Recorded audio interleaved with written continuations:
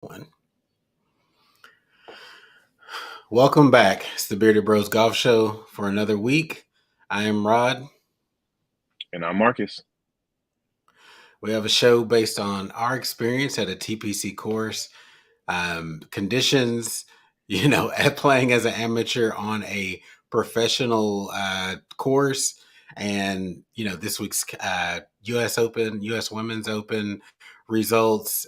The PGA Tour also running this week, as well as the DP World Tour. Some pretty interesting finishes this week. So we have a pretty fulsome show for you guys today.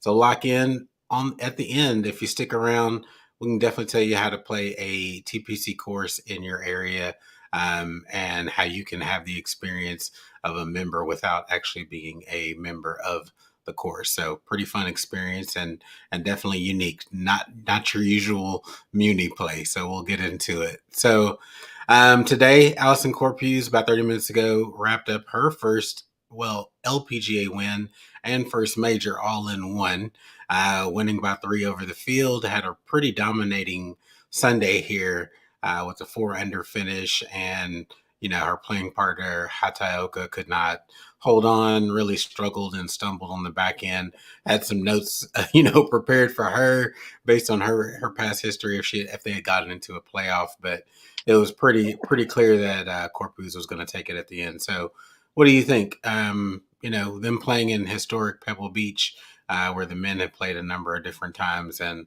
the ladies getting the ultimate stage. Yeah, it was a great venue. Course conditions were great. I mean, it looked just about as pure as it could get for a major and for, whoever was trying to play that week. So, good on them for finally giving the LPGA, starting to expand like we always talk about and giving them the experiences that men have always had. Looks really good. They played the part. I mean, it was a lot of what you would think would happen from a U.S. Open. Cream rose to the top. There were a few under par rounds, but for the most part, the over par rounds, if you got in the rough, if you weren't really, dotting your I's and crossing your T's, it came up and bit you like a U.S. Open could. So good on Corpuz for, really handling business and staying under par and shooting an under par round on the final round. She really clutched up. So, Yeah. yeah, real homemade game. So as long as her ball striking was together like it was, they were saying she was in the top 5, top 3 in ball striking numbers all week. So really just had to put the putter in play, and she did that as well. Yeah, she's shown that she has big game in major moments, and she stumbled earlier this year. She had a chance to win the Chevron. She ended Right. up tied for fourth out there at Carlton Woods and the Woodlands, and just they really talked about the mental aspect for her a lot. I remember the coverage, a few months ago with that, and them talking really about how she didn't really felt like she belonged on that stage, particularly, being very, new to the professional game, and really had some hesitancy about even putting herself in those positions. And clearly, whatever work she's done between that tournament and this time seems like it definitely, of course, paid dividends. Seemed really calm. Yeah, Coverage for was a sure. little bit annoying, talking about her walking slow, and I get it, but they were beating that to death today. I was like, okay, I get it. She's pacing herself. She's trying to Right. stay in the moment. I'm sure most folks that end up, winning majors or any tournament for that sake, the mental aspect comes into play. So, even when you look at, touch on the Sepp Straka today, end up closing out his win, but going double bogey at the end. It's hard to win a tournament on any level. So that mental Right. aspect definitely comes into play. I thought one thing was very interesting looking at, being able to hold the greens this week. There were a lot of big bounces and, flying it short and seeing balls bounce off to the back of the green or through the green. And corresponding to Charlie Hole making a run today. She's a really high ball hitter. She's really steep on it. Definitely. Doesn't always click, but clearly she had it going today and made a charge here at the end. And you could tell the difference. And even Corpus, to a certain degree, being able to get the ball in the air and get some spin on it really is a separator out there on, tough conditions like this, a USGA type of setup where they're going to make it firm and fast, and fairways are going to be a little bit thinner than they typically would be, even for, the Pebble Beach, Pro-Am earlier in the year. They were talking about how they grew in the fairways. So, Yeah, somebody that can hit a high ball in the LPGA, definitely poised to win majors, especially if they're going to be going to these bigger venues with tougher setups that maybe they had been in the past. What do you think about great. that aspect, and just the physical separators between just your run of the mill PGA LPGA player and kind of a Charlie Hole, Corpuz type of high ball hitter? Yeah, I mean, I think, I mean, regardless of sex, if you can play with spin, regardless of if you're playing from the rough or if you're playing from the fairway, you're always going to have a leg up. If you can control that strike and make sure that you're making a clean contact and be able to control that ball, it doesn't matter if, like, just like the LA Open, or I mean, I'm sorry, the US Open at the LA Country Club. I mean, as long as they Hmm. were hitting with spin, even those greens, they were still holding it. So I think regardless of who it is, if you can play with speed and make sure that your spin is in control, you're going to be well off. So, I mean, I've always been a big fan of Charlie Hull and what she does with her swing and everything like that. I love the recoil. I mean, she always plays with speed. So, I mean, she's a left hand lower like you, Yeah. though. So, I mean, I think as long as she can make some putts and quit with the little jabs and quirks around the green, I think she'll be okay. I think she'll come back and win Yeah. again. She won last year or pretty recently, so I think Charlie Hull is kind of trending the right way when she wants to play. Yeah, coming up 18 today, she was up underneath that cypress tree in the middle of the fairway at the ultimate recoil and dip down to see. She tried to give herself a chance to get on in two and Tried. play for her eagle and really put the pressure on, but ended up in that left-handed bunker. Couldn't get up and down for the birdie, but valiant effort on her end. Yeah. Ultimately at the end of the day, Sunday was pretty anticlimactic. Not a lot of pressure on Allisen Corpuz coming down the stretch, but congrats to her. We will look for her in the future, as we have with all of these first time winners across multiple tours where people are going in, establishing themselves. What do they do going forward? It's one thing, it's challenging to win one, but can you keep it up? Can you separate yourself from the rest of the, field, Facts. and really set yourself as a long-term champion and not just a flash in the pan? So we shall see. Over on the PGA Tour at the John Deere Classic, Sepp Straka also kind of made it anticlimactic. Had a chance for 59 today. Came down 18, middle of the fairway. Chance to 58 if he had eagled it, which is not really realistic. But had he got on for a bird and made the putt, he would have shot a 59. Really separated himself at that point by 4 strokes over the field, but ended up putting it in the over, turning his 7 iron, turning it into the water, having to take a drop, put it next to the hole, but it ended up two putting for a double. Ended up winning by 2 strokes. Brendan Todd just couldn't put together the holes. Clearly there were low rounds out there to be had at the Right. John Deere, but couldn't take advantage of it. But seeing Sepp Straka, a big guy, not your typical build for a PGA Tour pro, can really move the ball. Good seeing him get his second win last year. Got his maiden victory at the 2022 Honda Classic. Yep. Getting a second win under his belt. Would love to see him perform in a major. I really do like his game. Just really kind of down to earth guy. Seems like a good dude. Just again, would love to see him compete on some bigger stages and not necessarily some of these events that are, lower tier or where you don't have the big names playing. What do you think about his game and how he performed? And, I mean, 18 got a little tight. What do you think about kind of how he finished today and his game going forward? Yeah, I think going forward he'll be all right. I mean, now that he's kind of shown that he can win again, I think that his game is real powerful. I mean, it's really, I can't remember if he plays a draw or the fade, but I'm pretty sure, much like all the other young guys now, they're just a lot of body turn and just hanging on. So it's probably a fade that he's playing or something like that. But I mean, he wears the Austrian flag or something like that, so he'll be able to compete with in the Ryder Cup if he gets enough points, or if Luke Donald sees what Yeah. he's doing. So, he'll be able to, if not the major, the Open coming up, then he'll at least be able to try and put on for the Ryder Cup and stuff like that. But yeah, good on Sepp Straka. I mean, you go 10 under through 13 holes. I mean, it's going to be pretty hard for It's you to, nuts. fumble that. So probably just a mental Yeah. lapse or something on 18 or whatnot. But I think Sepp Straka can do some good things, on the tour. But Yeah. it's Yeah. all in He the had the future. crowd chasing him. Had the big crowd following him today. I don't know if that puts undue pressure that maybe he wasn't used to. I mean, literally, Right. when they showed other holes, like they showed one hole, I think it was Denny McCarthy on like number 14, and there were like 5 spectators watching that hole. I was like, damn. So the Mhm. whole course is following Straka around. But yeah, good on him to dominate and kind of make it a, he ended up staying out on the range just seeing if anybody challenged. But again, Brendan Todd just didn't have it all in the tank, and there was another guy playing with Todd as well that they kind of went back and forth between each other, but neither one Yeah. was able to kind of pour in the birdies that Straka was able to and close that win down. So good on him.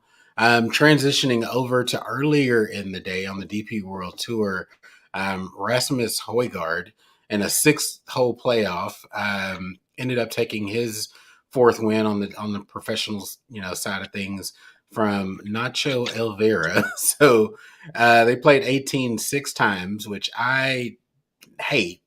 I like a little bit of variation or Yeah. playing we talked about this maybe off camera, like some kind of a 3-hole aggregate or 3-hole rotation. Yeah. But, watching them hit the same tee shot 6 times, alternating, pars all the way through until that 6-hole when Elvira threw it in the left hand rough, just had a really tough lie to work with, ended up flying it over the grandstand, maybe getting a Mm. bad bounce and ending up in the practice area. And then, having to hit from the similar spot, just took his drop in that same spot and then ended up going long of the green again. Pretty much had, Hoygaard hit that green, which he did in regulation, it was over. So, Yeah. 6 holes, repeating the same thing over again. What would you say is the ideal playoff format? Even I know sometimes with majors, the playoff format's going to be a little bit different, but the regular season tournament, what would you say the ideal scenario is? I mean, you know how we play. I think if it's two players, I think it should just be a match play. It shouldn't even really be a stroke play type deal. Now, if it's more than that, I feel like you should have, just like what you said, like a rotation of holes, something approximate to like the clubhouse or the finish or whatever. So like 18 over and over again is just not the answer. I completely agree with that. So, I don't know if an aggregate is the answer because I don't know if people want to necessarily watch or follow 3 holes or something like that. But like, No, no, I think that's more for major play. I get that. No, yeah, I totally agree with that. Yeah, I wouldn't for a regular tournament. I wouldn't go aggregate, but major play, yes. But aggregate, I don't know. Maybe if you wrote start off, I don't know, 18, 17, 16. I But mean, all courses aren't anytime you can created get to like equal. a par three, par four, or par five, all in, I think that's what you should be trying to gravitate towards. Like it, especially if you're in a playoff, you're going to be in these carts anyways to expedite things anyways. So I think you start with Yeah, that, whatever 18 is, start with that, whether that be a par four or par five. And you go to a par three, see if anybody can just stick it close, end it there. And if the par five was to start, then go to a par four.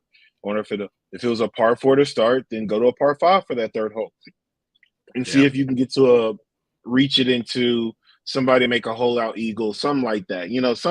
Some with some excitement again, not just somebody outlasting the rest as it seems to have been like in the last couple of moments. yeah. I don't know. The crazy thing is we've talked about the DP World Tour sliding back in terms of talent level here lately, Right. and unfortunately, a lot of people migrating over. And the first thing I thought about seeing him win and kind of how young he is, I think he's like 23, if I'm not mistaken, is Hmm. he's going to be over here playing on the PGA Tour pretty soon. Yeah. That he's not long for the DP World Tour. That's the first thought that I came to as they kept showing him, just Hmm. kind of talking about his talent overall. And I think that's sad, that there's Yeah. not going to be a lot of guys sticking around over there. The purses are pretty small. I want to say this one was like 3 or 4 million.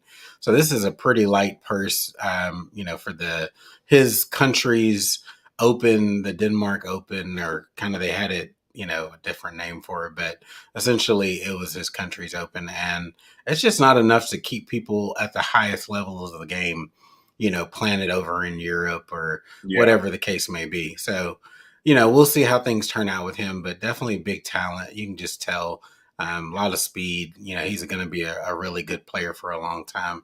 I hope, again, that he sticks in there, able to play the Ryder Cup. That's where I'm interested to see this new generation.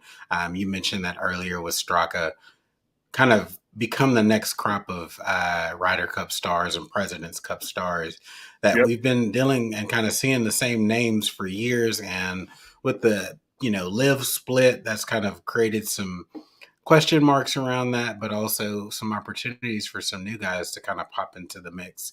So Agreed. we'll see. You never know where that will land.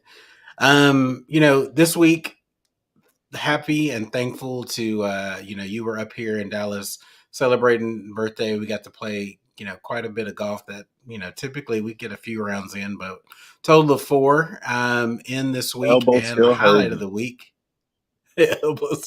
yeah, you look getting old, huh?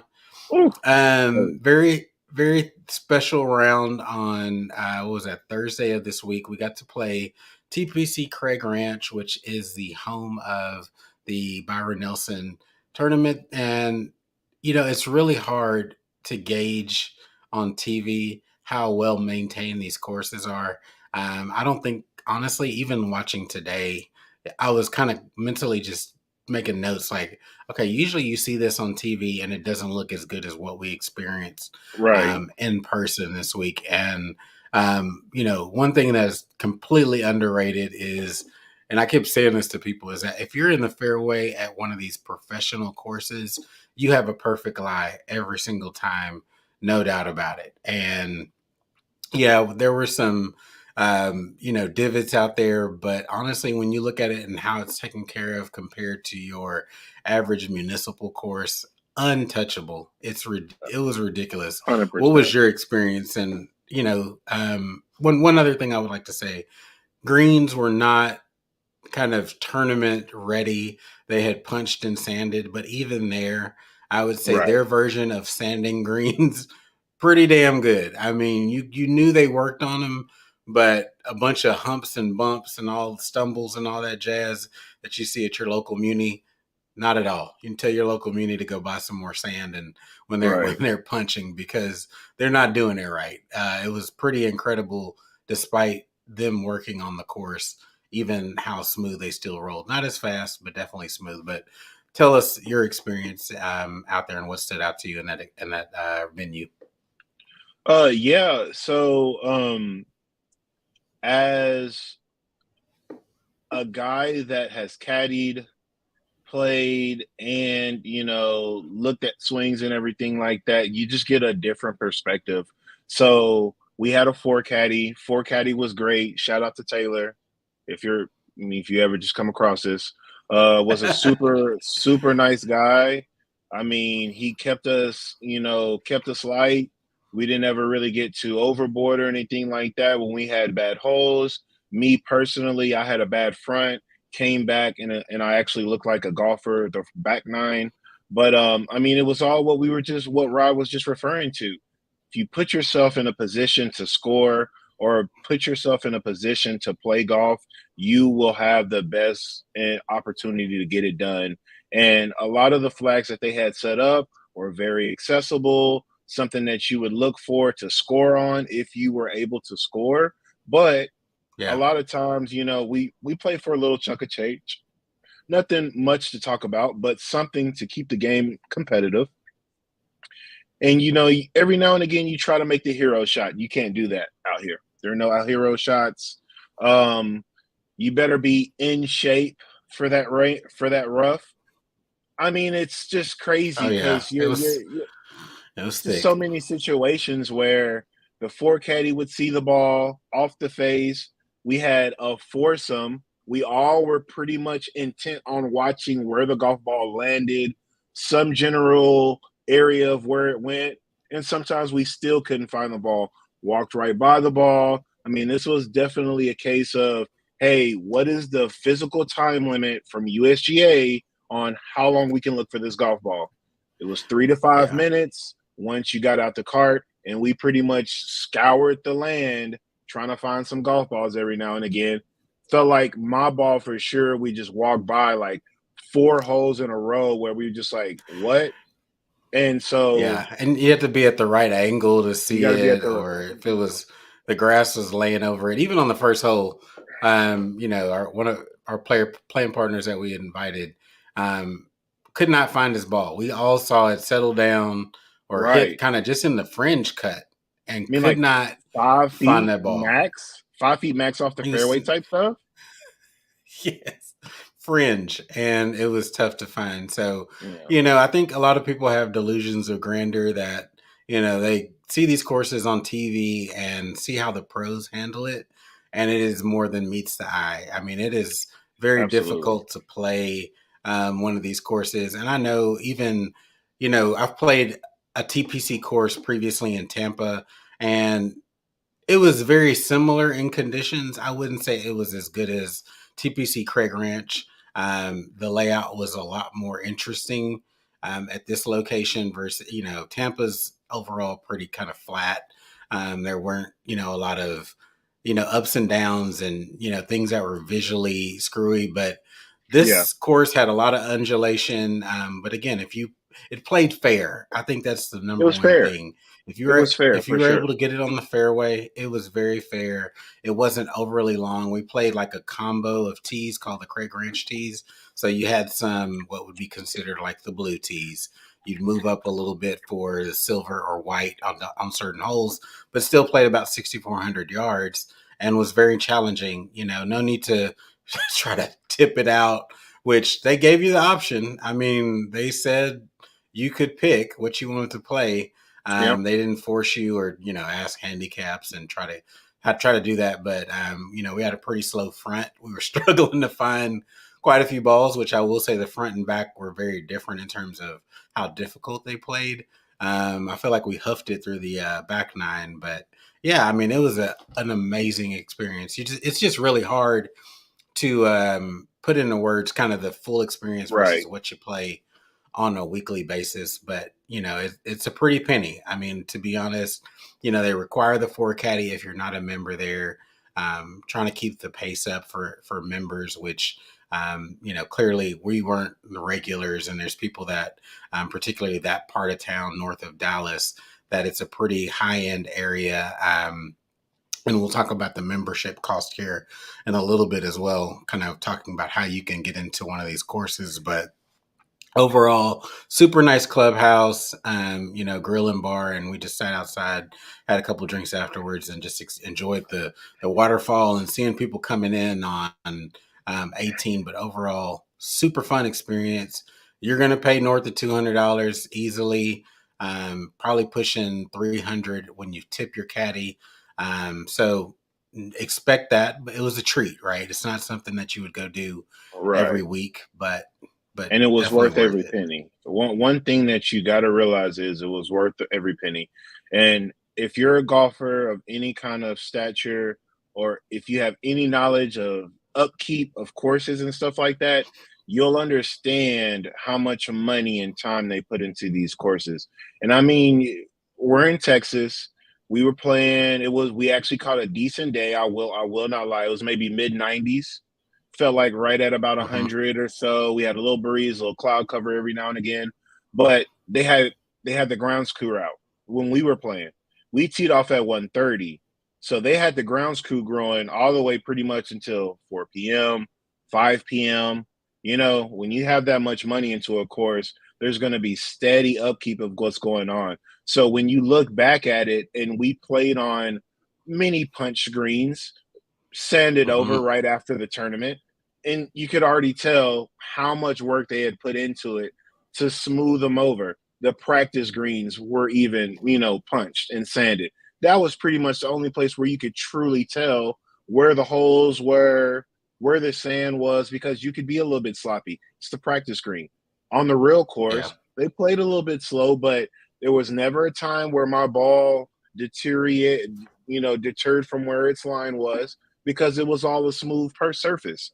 And then just like what you said, I Yeah. mean, when you hit it in the fairway clip is gonna put you in a good position. The grass is carpet, it sits up for you. There's never an excuse for you to miss strike it unless it's, on the user, not on Yeah. the But condition. So it's crazy. I put together a quick little thing showing our experience out there. So I'm going to play this. And the last clip kind of shows the fairway cut and how well that is. Let's see here. I don't know if it's playing. It's paused. What? Let's try this again. Lord.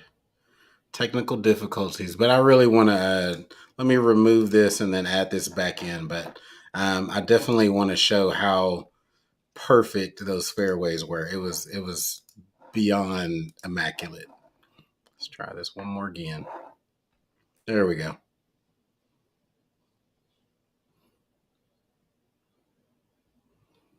Tee boxes were all flat, no undulation. It's our four caddy Taylor. And those perfect Look at the fairways. fairway. I mean, it's nuts. And then I don't. It's hard to tell people like if you don't like mowing this precisely with the cross cut, and this is a pretty wide fairway coming up 18. Oh yeah. The manpower, as Marcus was saying, for the mowing crew just to make it look this great, and that's a wider version of that fairway. But I mean, they were perfect. I mean, it felt like you were walking on carpet, and your ball just kind of set up on a little tee every time. There were Every no time. down. It was perfect. I mean, they were probably playing at 0.15 inches. That's the way they cut it. It's almost probably equivalent to some municipals greens. Yeah. Honestly, they were pretty damn spectacular. So I guess this is a good transition into how do we actually get to play. So it's easier than you think. If you guys out there have a MasterCard, then you qualify. They say it's supposed to be like a World MasterCard, but really I use my Apple Card, which is qualified as a MasterCard to book the experience on the priceless website that's tied to MasterCards. You just select which course you want to play. And it does have a pretty wide network of the TPC courses. They have some other ones that are outside of that as well. That includes TPC Deer Run, where the John Deere was played. I just double check that. Yeah. Pretty wide ranging, although in DFW, there's two TPC courses, Las Colinas and Craig Ranch, which we played. Las Colinas chooses not to participate in the kind of MasterCard priceless experiences. But, for a day, you get treated like a member. There's no exceptions. They welcome you in. The dude did ask me at check-in, oh, you're not using your MasterCard because I chose to use a different card. But overall, super fun experience. You don't feel like you're intruding on kind of the whole, atmosphere of the members. But yeah, I mean, they book it for you. You tell them what days you want to play and what your options are. They call the course directly.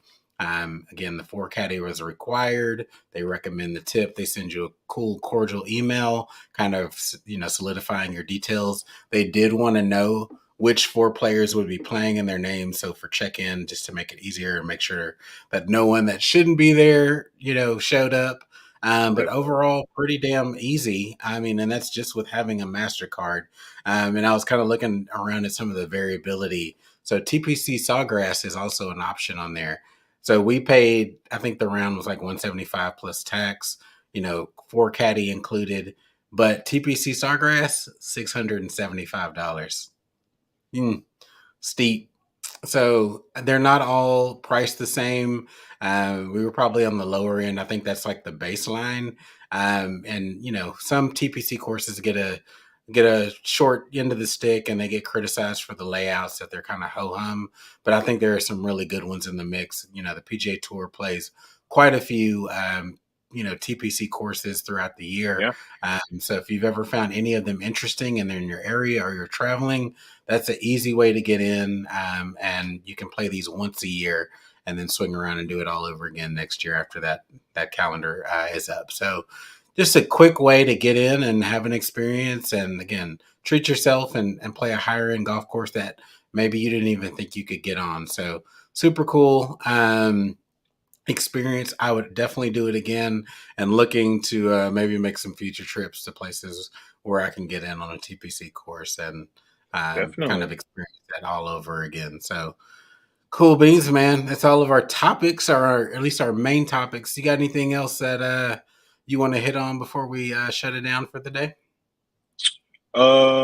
Yeah, so just like what I was referring to, um, as far as like my elbow and everything like that, I think on a serious note though, you got to realize when these pros say like they're withdrawing from an event from like small tweaks and stuff like that, it all makes sense because remember all the stuff I told you just so that I could play Saturday. I did all my icy hot. I took the pain pill. I rested it the day before and stuff like that. All the physio they get, it's needed. All the rest they Yeah, get, it's needed.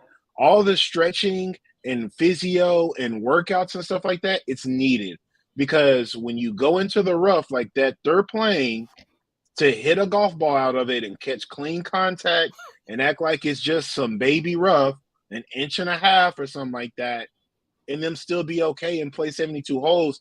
Like, you got to realize the physicality of this game. Like, they're yeah, doing inhuman things just as these basketball players and football players do, but they're doing it with a golf it's club. different. So, yeah, it's Yeah, just it's a little so bit just different, a but yeah, exactly. Just another way to give some no. respect and make sure y'all are keeping your body tight and right, for real. Oh, that actually brings up a different topic that happened this week, and do want to touch on before it cools down. So, speaking of injuries and people pulling out of tournaments, so this week, Sports Illustrated had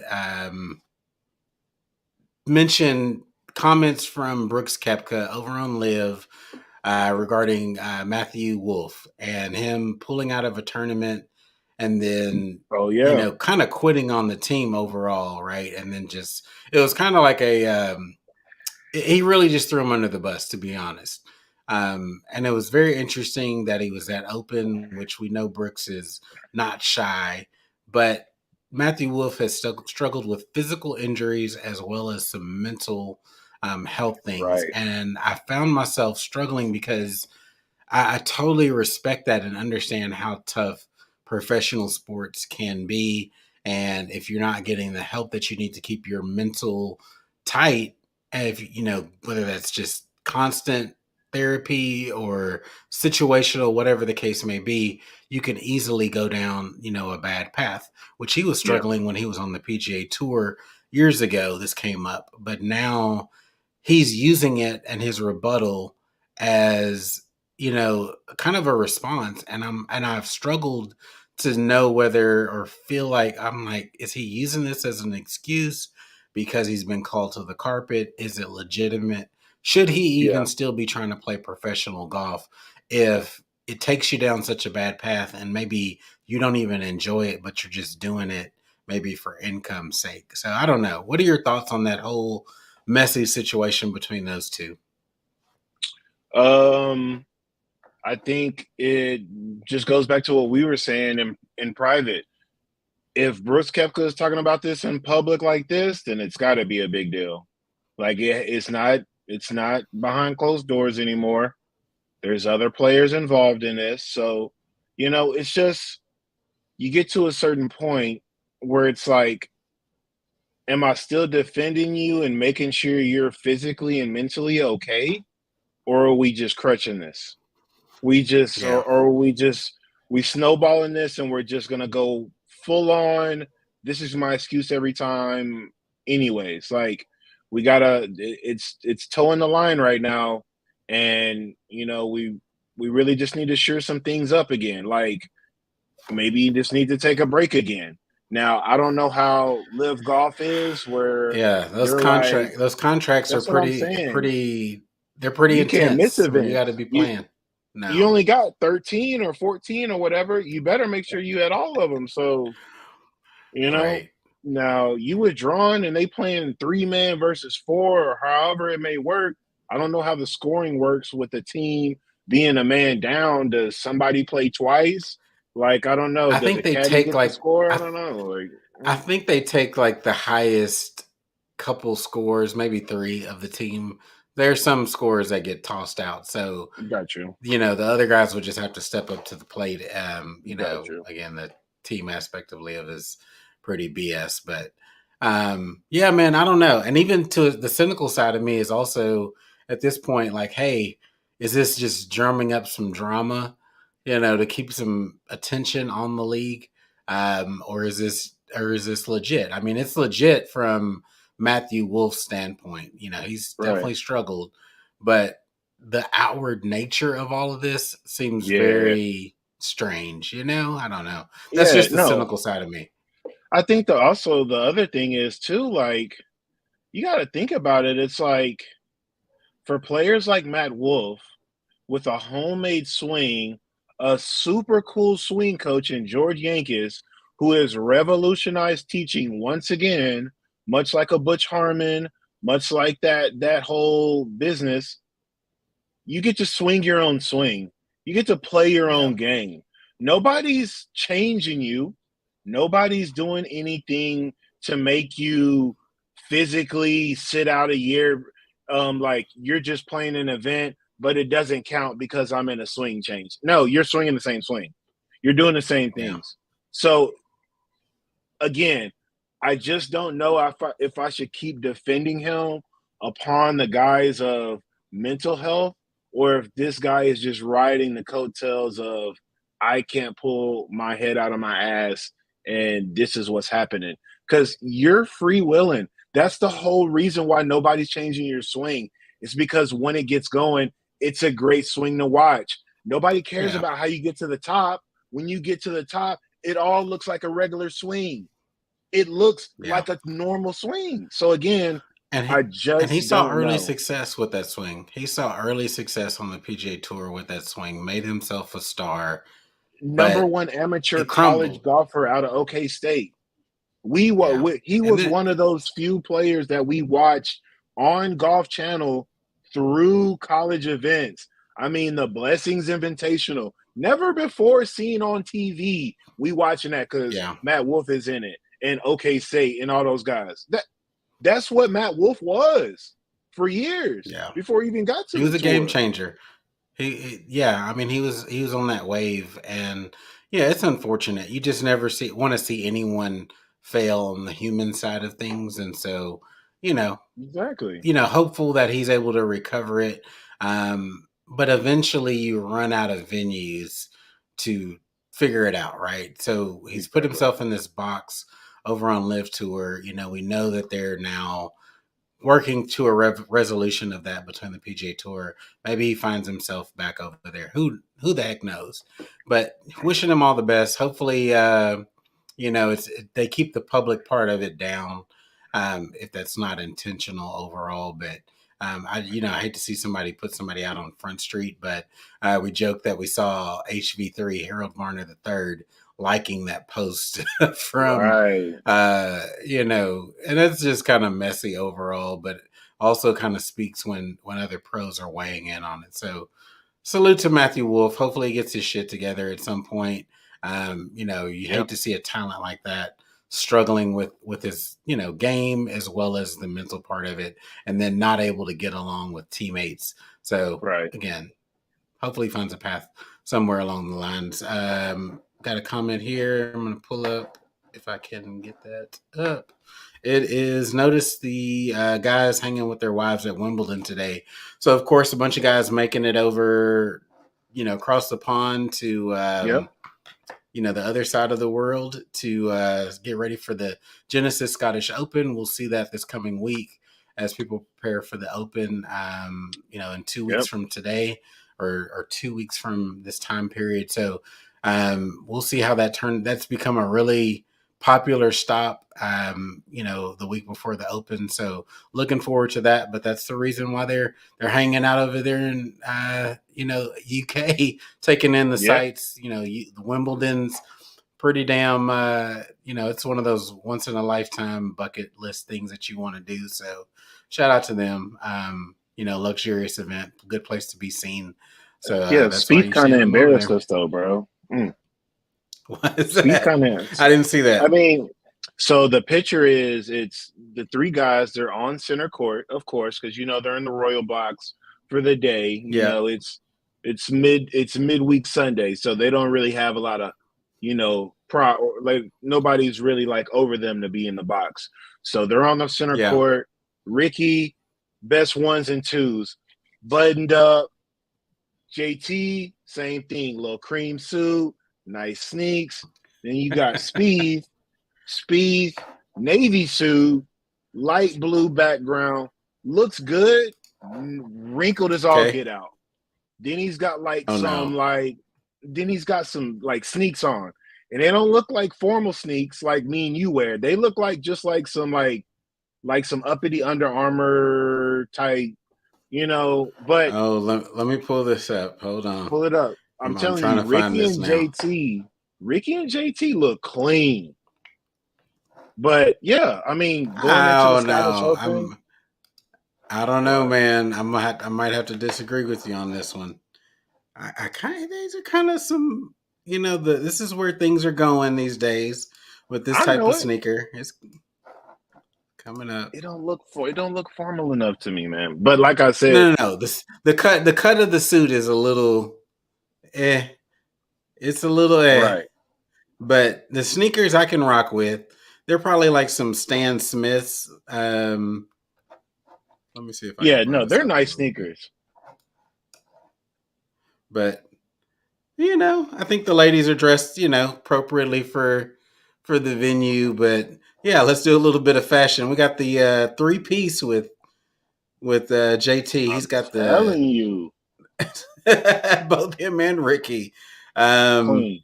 Kudos for the pocket square. For those that you know delve into the fashion, the pocket square should complement some part of your outfit, but not be a Yeah, direct match. So Ricky winning, literally and figuratively. He's winning seriously. on the PGA Tour again, and then you see the pocket square complements his shoes. JT going with the blue tie, but also the blue pocket square. So he gets docked a little bit, but definitely Jordan could have definitely That's all I'm tightened it saying. up. He You're just right. was You're third. right. You're right. So you know, uh, Come on, bro. it's Come on, it's interesting seeing Dallas, those man. guys Come on, representing from man. Dallas. You Hey, gotta step bro. up to the plate.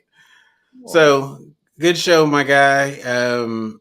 Enjoyed it. We'll be back next week Absolutely. talking about the Genesis and Yes, other sir. events and just kind of the world of golf. I did see a story which I'm going to hold. We will probably discuss next week. Is just a little bit of tease. PGA Tour board member resigning today. With conflict with the deal, could not support it. So I want to read up a little bit more on that, seeing how that develops, and if there's going to be some other news. The bricks are starting to crumble on this thing, and the developments have been slow. We haven't seen much coming from that since it was announced, and Oh Jay yeah. Monahan is set to return to work on July 17th. But we'll get into that next week. I'm sure we'll Okay. see more, from that situation. So we'll be back.